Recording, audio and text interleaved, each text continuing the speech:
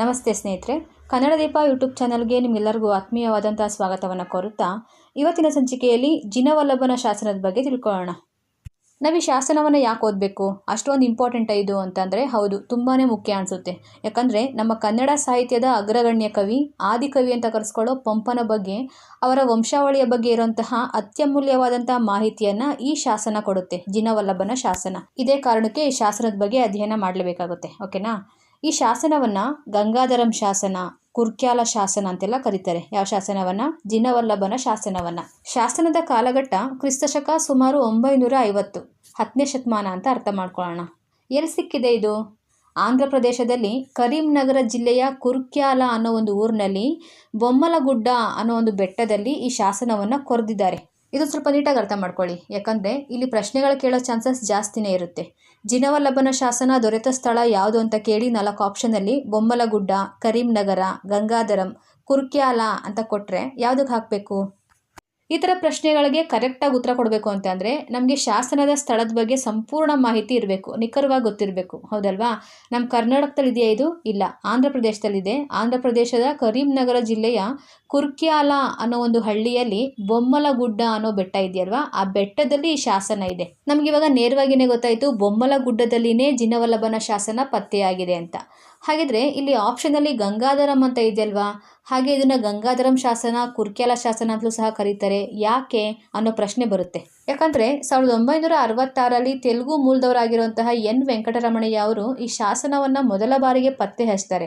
ಅವ್ರಿಗೆ ಎಲ್ಲಿ ಸಿಕ್ತಿದ್ದು ಅಂತ ಅಂದರೆ ಸೇಮ್ ಆಂಧ್ರ ಪ್ರದೇಶ ರಾಜ್ಯದ ಕರೀಂನಗರ ಜಿಲ್ಲೆಯ ಗಂಗಾಧರಂ ಅನ್ನೋ ಒಂದು ಹಳ್ಳಿಯ ಬೊಮ್ಮಲಗುಡ್ಡ ಬೆಟ್ಟದಲ್ಲಿ ಈ ಶಾಸನ ಅವರಿಗೆ ಸಿಗುತ್ತೆ. ಹಾಗಾಗಿ ಸಿಕ್ಕಿರೋಂಥ ಈ ಶಾಸನಕ್ಕೆ ನೆಲಟೂರಿ ವೆಂಕಟರಮಣಯ್ಯ ಅವರು ಗಂಗಾಧರಂ ಶಾಸನ ಅಂತಲೇ ಹೆಸರು ಕೊಟ್ಟರು. ಮತ್ತು ಇದನ್ನು ಕುರ್ಕ್ಯಾಲ ಶಾಸನ ಅಂತ ಯಾರು ಕರೆದಿದ್ದು ಅಂತ ಅಂದರೆ GS ಗಾಯಿ ಅವರು ಕುರ್ಕ್ಯಾಲ ಶಾಸನ ಅಂತ ಹೇಳ್ತಾರೆ. ಗಂಗಾಧರಂ ಶಾಸನ ಅಂದರೂ ಒಂದೇ, ಕುರ್ಕ್ಯಾಲ ಶಾಸನ ಅಂದರೂ ಒಂದೇ. ಬೊಮ್ಮಲಗುಡ್ಡ ಬೆಟ್ಟವನ್ನು ಸೆಂಟರ್ ಆಫ್ ಪಾಯಿಂಟ್ ಮಾಡಿಕೊಂಡ್ರೆ ಆ ಬೆಟ್ಟದ ದಕ್ಷಿಣಕ್ಕೆ ಕುರ್ಕ್ಯಾಲ ಗ್ರಾಮ ಬರುತ್ತೆ, ಉತ್ತರಕ್ಕೆ ಗಂಗಾಧರಂ ಗ್ರಾಮ ಬರುತ್ತೆ. ಆ ಎರಡೂ ಗ್ರಾಮಗಳ ಮಧ್ಯೆ ಕಂಡು ಬರೋದೇ ಬೊಮ್ಮಲಗುಡ್ಡ ಅಲ್ವಾ. ಹಾಗಾಗಿ ಈ ಒಂದು ಶಾಸನಕ್ಕೆ ಗಂಗಾಧರಂ ಶಾಸನ ಅಂತಲೂ ಕರೀತಾರೆ, ಕುರ್ಕ್ಯಾಲ ಶಾಸನ ಅಂತಲೂ ಸಹ ಕರೀತಾರೆ. ಹಾಗೆ ಮುಂದೆ ಬಂದಂತಹ ಕೆಲವೊಂದಿಷ್ಟು ವಿದ್ವಾಂಸರು ಈ ಶಾಸನವನ್ನು ಅಧ್ಯಯನ ಮಾಡಿ ಈ ಎರಡೂ ಹೆಸರುಗಳ ಗೋಜಲೆ ಬೇಡ ಅನ್ಕೊಂಡು ಶಾಸನ ಯಾರು ಹೊರಡಿಸಿತ್ತು? ಜಿನವಲ್ಲಭ ಅಲ್ವಾ. ಹಾಗಾಗಿ ಈ ಶಾಸನವನ್ನು ಜಿನವಲ್ಲಭ ಶಾಸನ ಅಂತಾನೆ ಕರೆಯೋಣ ಅಂತ ಜಿನವಲ್ಲಭ ಶಾಸನ ಅಂತ ಇಡ್ತಾರೆ. ಇವಾಗ ಗೊತ್ತಾಯ್ತಲ್ವಾ ಈ ಶಾಸನಕ್ಕೆ ಮೂರು ಹೆಸರು ಯಾವ ರೀತಿ ಬಂತು ಅಂತ? ಜಿನವಲ್ಲಭ ಶಾಸನ ಅಥವಾ ಗಂಗಾಧರಂ ಶಾಸನ ಅಥವಾ ಕುರ್ಕ್ಯಾಲ ಶಾಸನ. ಪತ್ತೆ ಹಚ್ಚಿದ್ದು ಎನ್ ವೆಂಕಟರಮಣಯ್ಯ ಅವರು ತೆಲುಗಿನಲ್ಲಿ 1966ರಲ್ಲಿ ಪತ್ತೆ ಹಚ್ತಾರೆ. ನಮ್ಮ ಕನ್ನಡಕ್ಕೆ ಬರೋ ಅಷ್ಟರಲ್ಲಿ 1968, 2 ವರ್ಷ ಲೇಟಾಗಿ ಸೀತಾರಾಮ್ ಜಹಗೀರ್ದಾರ್ ಅನ್ನೋರು ಇದನ್ನು ಪ್ರಕಟ ಮಾಡ್ತಾರೆ. ಶಾಸನವನ್ನು ಹೊರಡಿಸಿದ್ದು ಪಂಪನ ತಮ್ಮ ಜಿನವಲ್ಲಭ ಆದರೆ ಶಾಸನದ ಖಂಡನೆಕಾರ ಯಾರು, ಕೆತ್ತನೆ ಮಾಡಿರೋರು ಯಾರು ಅಂತ ಅಂದರೆ ಶಾಸನದಲ್ಲೇ ಇದೆ, ಎರೆಯಮ್ಮ ಅನ್ನೋರು ಈ ಶಾಸನವನ್ನು ಕೆತ್ತನೆ ಮಾಡಿದ್ದಾರೆ.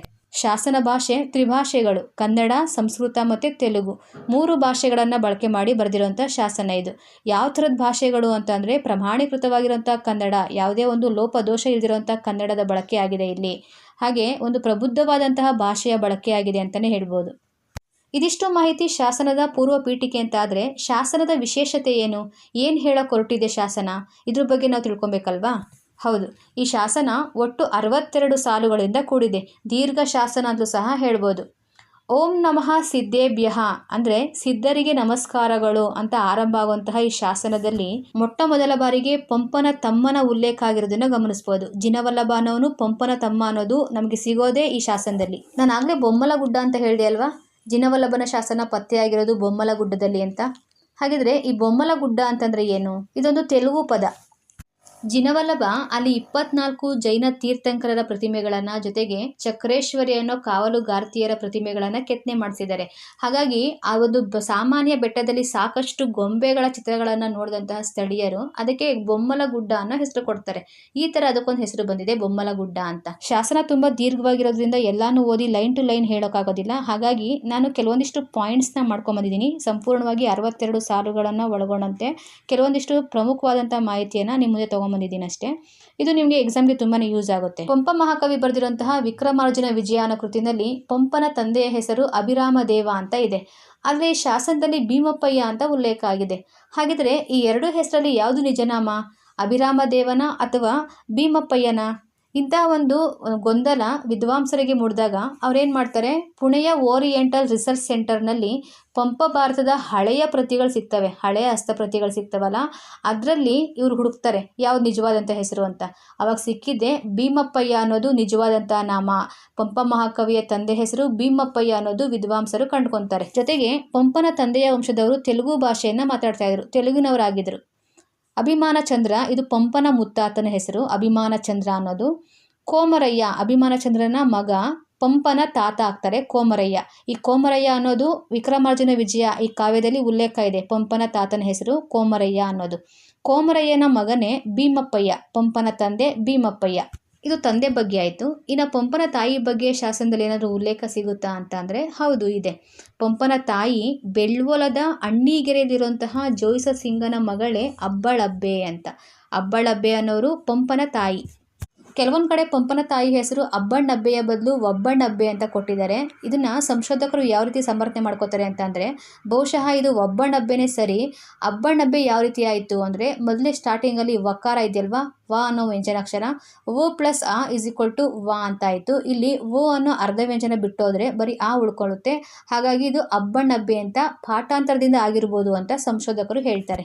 ಅದೇನೇ ಇರಲಿ, ಈ ಶಾಸನದಿಂದ ನಮಗೆ ಪಂಪ ಮಹಾಕವಿಯ ತಂದೆ ತಾಯಿಯ ನಿಜನಾಮ ಯಾವುದು ಅಂತ ಗೊತ್ತಾಯ್ತಲ್ವಾ, ಭೀಮಪ್ಪಯ್ಯ ಮತ್ತು ಅಬ್ಬಣ್ಣಬ್ಬೆ. ಹಾಗೆ ಇಲ್ಲಿ ಇನ್ನೊಂದು ಮುಖ್ಯವಾದಂಥ ಅಂಶ ಗಮನಿಸಿ, ಈ ಪಂಪನ ಮುತ್ತಾತನ ಕಾಲದಲ್ಲಿ ಅಂದರೆ ಅಭಿಮಾನ ಚಂದ್ರ ಅವರ ಕಾಲದಲ್ಲಿ ಅವರ ವಂಶಜರು ವೈದಿಕ ಧರ್ಮವನ್ನು ಅನುಸರಿಸ್ತಾ ಇದ್ರು ಅಂತ ಗೊತ್ತಾಗುತ್ತೆ. ಕಮ್ಮೆ ಬ್ರಾಹ್ಮಣರು ಅಂತ ಉಲ್ಲೇಖ ಆಗಿದೆ ಇದರಲ್ಲಿ. ಕಮ್ಮೆ ಬ್ರಾಹ್ಮಣರು ಅಂದರೆ ಅವರು ವೈದಿಕ ಧರ್ಮಕ್ಕೆ ಸೇರಿರೋರು ಅಂತ ಅರ್ಥ. ನೆಕ್ಸ್ಟ್ ಪಾಯಿಂಟು, ಪಂಪನ ಗುರುವಾಗಿದ್ದಂತಹ ಜಯನಂದಿ ಸಿದ್ಧಾಂತ ಭಟ್ಟಾರರ ಉಲ್ಲೇಖನೂ ಸಹ ಈ ಶಾಸನದಲ್ಲಿ ಸಿಗುತ್ತೆ. ನೋಡಿ, ಇವರು ಜಯನಂದಿ ಸಿದ್ಧಾಂತ ಭಟ್ಟಾರರು ಜಿನವಲ್ಲಭನಿಗೂ ಸಹ ಗುರುಗಳಾಗಿದ್ದರು, ಪಂಪ ಮಹಾಕವಿಗೂ ಸಹ ಗುರುಗಳಾಗಿದ್ದರು. ಪಂಪ ಮಹಾಕವಿ ತನ್ನ ತಮ್ಮನ ಹೆಸರನ್ನು ಎಲ್ಲೂ ಉಲ್ಲೇಖನೆ ಮಾಡ್ಕೊಂಡಿಲ್ಲ ಅಥವಾ ಎಲ್ಲೂ ಹೇಳ್ಕೊಂಡು ಇಲ್ಲ, ಬೇರೆಯವರು ಸಹ ಹೇಳಿಲ್ಲ. ಆದರೆ ಜಿನವಲ್ಲಭ ತನ್ನ ಅಣ್ಣನ ಮೇಲೆ ಅದೆಂಥ ಅಗಾಧ ಗೌರವವನ್ನು ಇಟ್ಕೊಂಡಿದ್ರು ಅಂತ ಅಂದರೆ, ಪಂಪನನ್ನು ಒಂದು ಉನ್ನತ ಶಿಖರಕ್ಕೆ ಕರ್ಕೊಂಡು ಕೂರಿಸ್ಬಿಡ್ತಾರೆ ಈ ಶಾಸನದಲ್ಲಿ. ಪಂಪ ಮಹಾಕವಿ ವಿಕ್ರಮಾರ್ಜುನ ವಿಜಯ ಅನ್ನೋ ಮಹಾಕೃತಿಯನ್ನು ಬರೀತಾರಲ್ವ, ಆ ಕೃತಿಯನ್ನು ಅವರ ಆಶ್ರಯದಾತ ಆಗಿರುವಂತಹ ಅರಿಕೇಸರಿ ಮೆಚ್ಚಿಕೊಂಡು ತುಂಬಾ ಇಷ್ಟಪಟ್ಟು ಧರ್ಮಪುರಿ ಅನ್ನೋ ಒಂದು ಗ್ರಾಮವನ್ನು ದತ್ತಿಯಾಗಿ ಕೊಡ್ತಾರೆ ಪಂಪನಿಗೆ. ನೋಡಿ, ಈ ಮಾಹಿತಿಯನ್ನು ಜಿನವಲ್ಲಭ ತನ್ನ ಶಾಸನದಲ್ಲಿ ಬರ್ಕೊತಾರೆ. ಏನಂತ ಅಂದರೆ, ಚಬ್ಬೆ ಸಾಸಿರ ಅಂತ ಕರೆಯೋ ಸಬ್ಬಿನಾಡು ಕರೀಂ ನಗರದ ಮಧ್ಯಭಾಗದಲ್ಲಿರುವಂತಹ ಧರ್ಮಪುರಿಯನ್ನು ಅರಿಕೇಸರಿ ಪಂಪನಿಗೆ ದತ್ತಿಯಾಗಿ ನೀಡ್ತಾರೆ. ಯಾವುದಕ್ಕೋಸ್ಕರ? ಪಂಪ ಭಾರತವನ್ನು ಮೆಚ್ಚಿಕೊಂಡು ಪಂಪ ಭಾರತ ಬರೆದಿರೋಕ್ಕೋಸ್ಕರ ಅರಿಕೇಸರಿ ಈ ಧರ್ಮಪುರಿಯನ್ನು ತನ್ನ ಅಣ್ಣ ಪಂಪನಿಗೆ ಕೊಟ್ಟಿದ್ದಾರೆ ಅಂತ ಬರ್ಕೊಂಡಿದ್ದಾರೆ. ಆಮೇಲೆ ಈ ಶಾಸನದಲ್ಲೇ ಹೇಳ್ತಾರೆ ಶಾಸನ ಎಲ್ಲಿ ಕಂಡುಬರುತ್ತೆ ಅಂತ. ನೋಡಿ, ವೃಷಭಗಿರಿ ಪರ್ವತದ ದಕ್ಷಿಣ ಭಾಗದಲ್ಲಿ ಸಿದ್ಧಶಿಲೆಯ ಬಂಡೆಗಲ್ಲಿನಲ್ಲಿ ಜಿನವಲ್ಲಭನು ಆದಿಯಾದ ವೃಷಭನಾಥನಿಂದ ಹಿಡಿದು 24ನೇ ತೀರ್ಥಂಕರ ಮಹಾವೀರನವರೆಗೆ ಪ್ರತಿಮೆಗಳನ್ನು ಕೆತ್ತಿಸಿದ್ದಾನೆ ಅಂತ ಇದೆ. ಇವರ ಮನೆ ದೈವ ಅಂದರೆ ಕುಲದೈವ ಜೈನ ಧರ್ಮದವರಾಗಿರೋದ್ರಿಂದ ವೃಷಭನಾಥ ಆಗ್ತಾನೆ.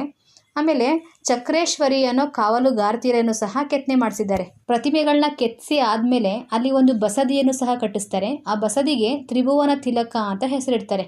ಬಸದಿಯ ಹೆಸರು ತ್ರಿಭುವನ ತಿಲಕ. ಅದ್ರ ಪಕ್ಕದಲ್ಲಿ ಒಂದು ಕೆರೆಯನ್ನು ನಿರ್ಮಾಣ ಮಾಡಿ ಕೆರೆಯನ್ನು ಕಟ್ಟಿಸಿ ಕವಿತಾ ಗುಣಾರ್ಣವ ಅನ್ನೋ ತನ್ನ ಅಣ್ಣನ ಬಿರುದನ್ನು ಆ ಕೆರೆಗೆ ಇಡ್ತಾರೆ. ಪಂಪನ ಬಿರುದಲ್ವಾ ಕವಿತಾ ಗುಣಾರ್ಣವ ಅಂತ, ಆ ಒಂದು ಹೆಸರನ್ನೇ ಕೆರೆಗೆ ಇಡ್ತಾರೆ. ಇದಿಷ್ಟಕ್ಕೆ ಮುಗಿತಾ? ಇಲ್ಲ.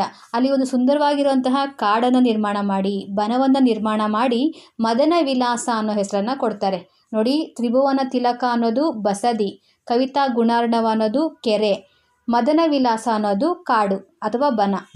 ನೋಡಿ, ಇಷ್ಟೆಲ್ಲ ಕೆಲಸಗಳನ್ನ ತನ್ನ ಅಣ್ಣನಿಗೋಸ್ಕರ ಮಾಡಿದ್ದಾರೆ ಅಂತ ಅಂದರೆ ಆ ತಮ್ಮನಿಗೆ ತನ್ನ ಅಣ್ಣನ ಮೇಲೆ ಅದೆಂಥ ಅಭಿಮಾನ ಇತ್ತಲ್ವಾ.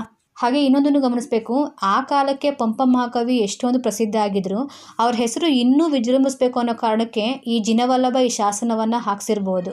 ಬಹುಶಃ ಈ ಶಾಸನ ಕೆತ್ತಿಸಿದಾಗ ಪಂಪ ಮಹಾಕವಿ ಇರಲಿಲ್ವೇನೋ ಅನ್ನೋ ಊಹೆ ಕೂಡ ಇದೆ. ಯಾಕಂದರೆ ಇದ್ದಿದ್ರೆ ಏನಾದರೂ ಒಂದು ಪ್ರತಿಕ್ರಿಯೆ ಕೊಡ್ತಾ ಇದ್ರಲ್ವಾ, ಹಾಗಾಗಿ.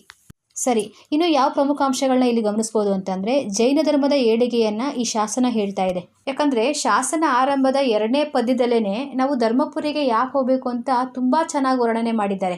ವೃಷಭಗಿರಿ ಎಂಬ ಎತ್ತರದ ಪರ್ವತದಲ್ಲಿ ಧರ್ಮಪುರಿ ಇದೆ, ಅಲ್ಲಿಗೆ ನಾವು ಏನಕ್ಕೆ ಹೋಗಬೇಕು? ಅಲ್ಲಿ ಜೈನಾಭಿಷೇಕ, ಕ್ಷೀರಾಭಿಷೇಕ ನಡೀತಾ ಇರ್ತದೆ, ಅನೇಕ ಉತ್ಸವಗಳು ಅದು ಅವರಿಗೆ ನಡೀತಾ ಇರುತ್ತೆ, ಅದನ್ನು ನಾವು ಕಣ್ತುಂಬಿಸ್ಕೊಳ್ಳೋದಕ್ಕೆ ಹೋಗಬೇಕು.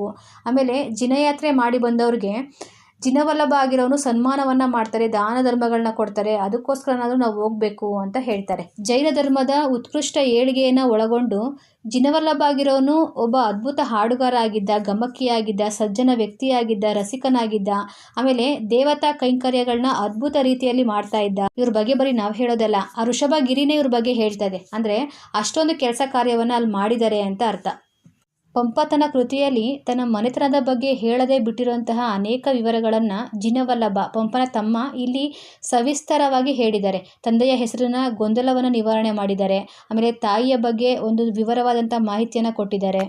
ಮೊಟ್ಟ ಮೊದಲ ಬಾರಿಗೆ 3 ಭಾಷೆಯಲ್ಲಿ ರಚನೆಯಾಗಿರುವಂತಹ ಶಾಸನ ಜಿನವಲ್ಲಭ ಶಾಸನ ಅಂದರೆ ತಪ್ಪಾಗೋದಿಲ್ಲ. ಯಾಕಂದರೆ ಇದರಲ್ಲಿ ಕನ್ನಡ, ತೆಲುಗು, ಸಂಸ್ಕೃತ ಈ 3 ಭಾಷೆಯನ್ನು ಬಳಸ್ಕೊಂಡು ಜಿನವಲ್ಲಭನ ತ್ರಿಭಾಷಾ ಸಾಮರ್ಥ್ಯವನ್ನು ಇಲ್ಲಿ ವ್ಯಕ್ತಪಡಿಸಿದ್ದಾನೆ. ಅಂದರೆ ಅಷ್ಟು ಹಿಡಿತ ಇತ್ತು ಈ ಭಾಷೆಗಳಲ್ಲಿ ಅಂತ ಹೇಳ್ಕೊಂಡಿದ್ದಾರೆ. ಕನ್ನಡ ಲಿಪಿನೇ ಪ್ರಮುಖವಾದರೂ ಸಹ ಸಂಸ್ಕೃತ ಮತ್ತು ತೆಲುಗಿನ ಉತ್ಕೃಷ್ಟ ಭಾಷೆಯನ್ನು ನಾವಿಲ್ಲಿ ಗಮನಿಸ್ಬೋದು. ಕನ್ನಡ ಯಾಕೆ ಪ್ರಮುಖ ಅಂತ ಹೇಳಿದೆ ಅಂತ ಅಂದರೆ ಇಲ್ಲಿ ಯಾವುದೇ ರೀತಿಯಾದಂಥ ಅಪಭ್ರಂಶ, ಯಾವುದೇ ದೋಷ ಇಲ್ಲ. ಇಲ್ಲಿ ವ್ಯಾಕರಣಾತ್ಮಕವಾಗಿ ಪ್ರಮಾಣೀಕೃತವಾದಂತಹ ಕನ್ನಡ ಭಾಷೆಯನ್ನು ಬಳಕೆ ಮಾಡ್ಕೊಂಡಿದ್ದಾರೆ. ಶಾಸನವನ್ನು ಗಮನಿಸಿ. ಓಂ ನಮಃ ಸಿದ್ಧಭ್ಯ ಅನ್ನೋದನ್ನು ಬಿಟ್ಟು ನೆಕ್ಸ್ಟ್ ಕನ್ನಡದಲ್ಲೇ ಶಾಸನ ಆರಂಭ ಆಗಿದೆ. ಇದನ್ನು ಗಮನಿಸಿದಾಗ ಪಂಪ ಮಹಾಕವಿಗೆ ನಮ್ಮ ಕನ್ನಡದ ಬಗ್ಗೆ ಅದೆಷ್ಟು ಅಭಿಮಾನ ಪ್ರೀತಿ ಇತ್ತೋ ಅಷ್ಟೇ ಅಭಿಮಾನ ಪ್ರೀತಿ ಅವನ ತಮ್ಮ ಆಗಿರುವಂತಹ ಜಿನವಲ್ಲಭನಿಗೂ ಸಹ ಇತ್ತು ಅನ್ನೋದು ಗೊತ್ತಾಗುತ್ತೆ. ಇನ್ನು ತೆಲುಗಿನಲ್ಲಿ ಸಿಕ್ಕಿರುವಂತಹ ಮೊಟ್ಟ ಮೊದಲ ಕಂದ ಪದ್ಯ ನಮ್ಮ ಜಿನವಲ್ಲಭನ ಶಾಸನದಲ್ಲಿ ಪತ್ತೆಯಾಗಿದೆ. ಇಷ್ಟೆಲ್ಲ ಅದ್ಭುತ ಕಾರ್ಯಗಳನ್ನ ಮಾಡಿರುವಂತಹ ಜಿನವಲ್ಲಭನ ಬಗ್ಗೆ ಹೆಚ್ಚಿನ ಮಾಹಿತಿ ಸಿಗದೇ ಇರೋದು ನಮ್ಮ ದುರದೃಷ್ಟನೇ ಸರಿ. ಯಾಕಂದರೆ ಇವರು ಯಾವುದೋ ಒಂದು ಆಸ್ಥಾನದಲ್ಲಿ ಮಂತ್ರಿನೋ ಅಥವಾ ಮುಖ್ಯ ಅಧಿಕಾರಿನೋ ಆಗಿರಬೇಕು. ಆಗಿದ್ದಾಗ ಮಾತ್ರ ಇಷ್ಟೊಂದು ಅದ್ಭುತ ಕಾರ್ಯಗಳನ್ನ ಮಾಡೋದಕ್ಕೆ ಸಾಧ್ಯ. ನಮ್ಮಂಥ ಸಾಮಾನ್ಯ ವ್ಯಕ್ತಿಗಳಿಂದ ಆಗುತ್ತಾ? ಇಲ್ಲ. ಓಕೆ ಫ್ರೆಂಡ್ಸ್, ಇದಿಷ್ಟು ಪಂಪ ಮಹಾಕವಿಯ ತಮ್ಮ ಆಗಿರುವಂತಹ ಜಿನವಲ್ಲಭ ಹೊರಡಿಸಿರುವಂತಹ ಕುರ್ಕ್ಯಾಲ ಶಾಸನ ಅಥವಾ ಗಂಗಾಧರಂ ಶಾಸನ ಅಥವಾ ಜಿನವಲ್ಲಭನ ಶಾಸನದ ಬಗ್ಗೆ ಇರುವಂತಹ ಪ್ರಮುಖವಾದಂಥ ಮಾಹಿತಿ. ಇಷ್ಟ ಆಗಿದೆ ಲೈಕ್ ಮಾಡಿ, ಶೇರ್ ಮಾಡಿ, ಹಾಗೆ ಸಬ್ಸ್ಕ್ರೈಬ್ ಮಾಡ್ಕೊಳ್ಳಿ. ನಿಮ್ಮ ಅನಿಸಿಕೆ ಅಭಿಪ್ರಾಯಗಳನ್ನು ಕಮೆಂಟ್ ಬಾಕ್ಸಲ್ಲಿ ಹೇಳಿ. Thank you.